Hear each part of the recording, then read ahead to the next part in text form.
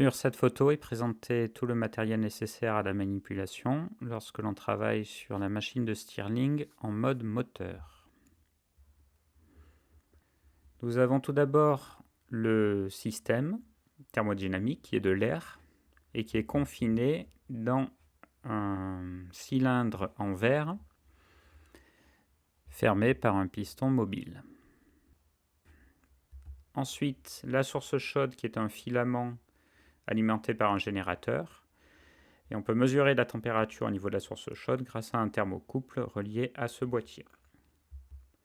Nous avons également la source froide qui est l'eau de circulation qui va circuler en fait entre les parois de ce cylindre qui est en fait un cylindre à double vitrage.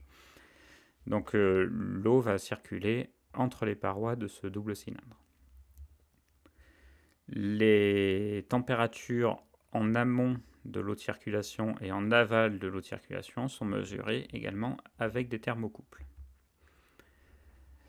Donc le piston de travail qui ferme le système est ici, c'est un piston étanche. Il est mobile et on peut mesurer son déplacement grâce au capteur de déplacement qui est ici. Nous avons également un capteur de pression qui permet de mesurer la pression à tout instant dans le système. Et avec les cartes d'acquisition, on peut visualiser le déplacement du piston et la pression dans le système. Donc si on regarde un petit peu plus près le système, nous avons donc l'air qui est contenu dans le cylindre intérieur ici, le filament qui est la source chaude, l'eau de circulation qui circule entre la double paroi qui est la source froide, le piston de travail étanche, et nous avons également ici ce que l'on appelle le régénérateur associé au piston de déplacement qui est poreux. Donc ce régénérateur est un bobinage en fait en cuivre qui va permettre d'augmenter le rendement du moteur de Stirling. Donc si on regarde de façon schématique les déplacements des deux pistons, donc en jaune le piston de déplacement associé au régénérateur et en vert le piston de travail. Au cours de la phase 1, nous avons déplacement vers le bas du piston de travail. Donc cela correspond à la détente isotherme. Au cours de la phase 2, nous avons le refroidissement isocore. Seul le piston de déplacement va se déplacer. Il se déplace vers le haut pour faire passer l'air de la source chaude vers la source froide. La phase 3 correspond à la compression isotherme, où le piston de travail va remonter. Et la phase 4 correspond une nouvelle fois au simple déplacement du piston de déplacement, donc du régénérateur, qui va se déplacer vers le bas, ce qui correspond à un déplacement de l'air de la source froide vers la source chaude. Et donc on va avoir l'échauffement isocore. Donc le rôle du régénérateur est de permettre d'absorber la chaleur cédée par le système au cours de la phase 2 et de la réinjecter dans le système pour échauffer le système au cours de la phase 4. Donc cela permet de réduire le coût énergétique en réduisant la chaleur apportée par la source chaude. Donc si l'on regarde maintenant de façon schématique les échanges de chaleur et de travail, la source chaude va céder de la chaleur au système. Le système cède de la chaleur à la source froide et du travail au milieu extérieur. Donc on peut regarder au niveau de l'expérience. La source chaude, donc le filament, cède de la chaleur au système. Le système va céder de la chaleur à l'eau de circulation qui est la source froide.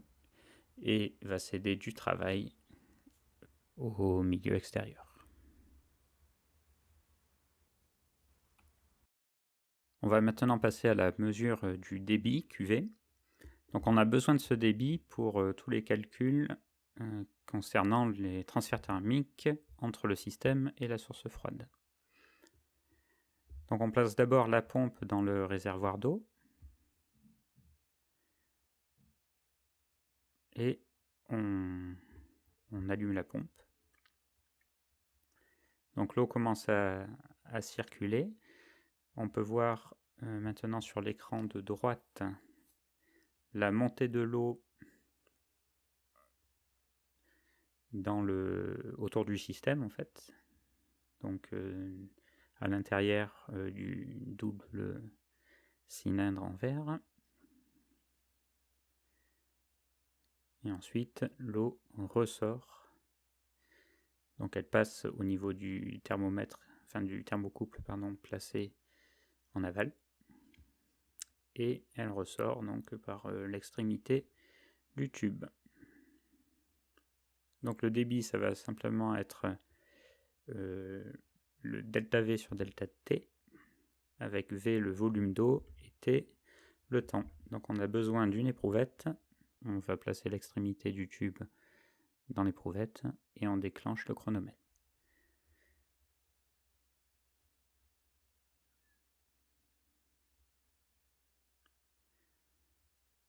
Donc là, la vidéo est passée en accéléré. Simplement, il faut compter le temps pour avoir un volume d'à peu près un demi-litre. Et on mesure donc comme ceci le débit, que l'on peut mettre tout de suite en mètres cubes par seconde. Donc une fois la mesure effectuée, on replace l'extrémité, donc la sortie d'eau, dans le réservoir d'eau. Et on peut remettre l'eau également de l'éprouvette dans le réservoir.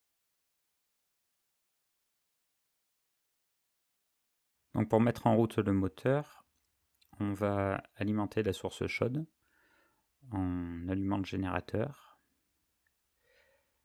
qui est branché aux bornes du filament chauffant.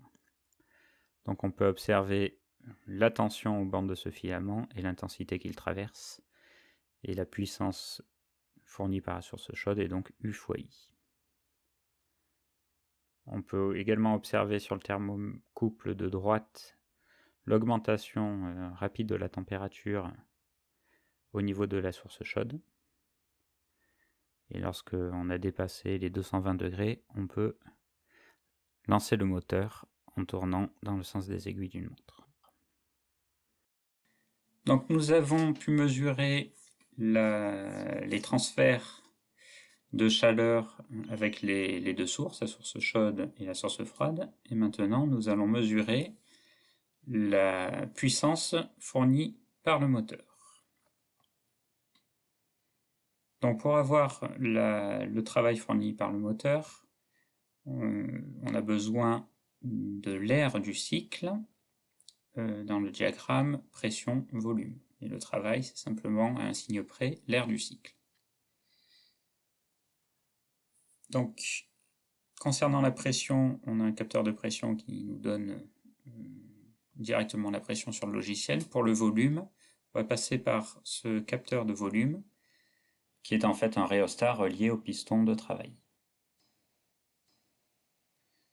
Donc, on prélève la tension aux bornes de cette résistance variable, et cette tension va osciller de la même façon que le volume. Donc, il s'agit d'un capteur de volume linéaire, c'est-à-dire que la variation de tension aux bornes du capteur est proportionnelle à la variation du volume du système.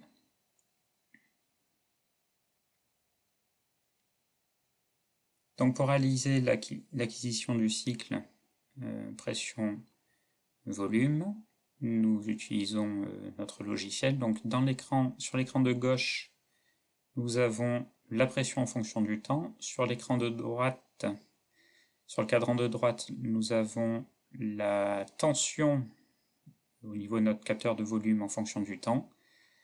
Et on reconstitue donc le cycle en éliminant le temps.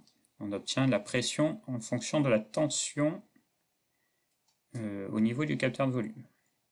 Donc là, on réalise une acquisition en appuyant sur le bouton F10 et on peut observer que le logiciel nous donne directement la valeur du travail au cours d'un cycle. Donc ce travail, évidemment, en mesurant l'air dans le diagramme pression-tension, le travail est donné en hectopascal volt par cycle. Il s'agit du travail sur un cycle. Donc pour aboutir à la puissance fournie par le moteur, il va falloir utiliser la sensibilité mesurée, SV, ainsi que la fréquence du moteur, et obtenir ainsi la puissance fournie.